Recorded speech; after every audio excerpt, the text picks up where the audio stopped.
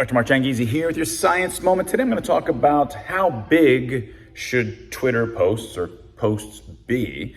Now, Elon Musk, as you know, has taken over Twitter. There's been lots of changes in a week. And one thing people are talking about, hey, why don't we extend the 220 characters or whatever it is to something much bigger so we can have much longer posts? And in this vein, a lot of people over the years have complained. They said, isn't it annoying that we have to do these threads? If I want to just say some interesting essay, I have to do a thread, and sort of break it up and fit it into these bite-sized pieces every time. And isn't that annoying? Now, here's the counter argument to that and why I think it's a great idea, even if it was not particularly on purpose, to have bite-sized pieces to tweet.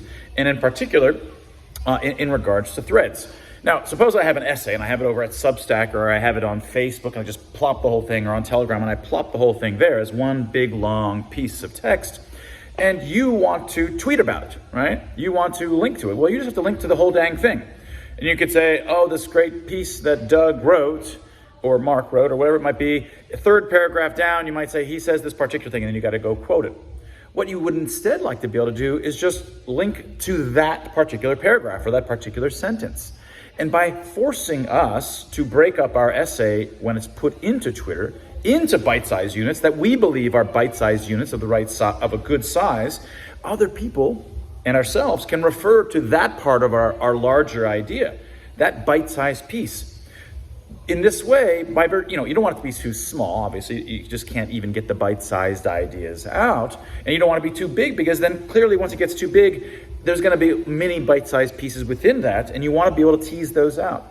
Having tweets be roughly this size, I mean, there's no claim that this is optimal, but it certainly wasn't the old 120 characters, whatever it was, and I think this is closer. It could be probably 1.5 times as big. But having it somewhere in this spot is I think a sweet spot that allows people to really get a bite-sized idea, create threads that then still get across the entirety of the essay that they wanted to say, but then allows everybody to link to the different parts and debate the different parts. And underneath one part, people are arguing about it, and I can refer back to that part later, etc.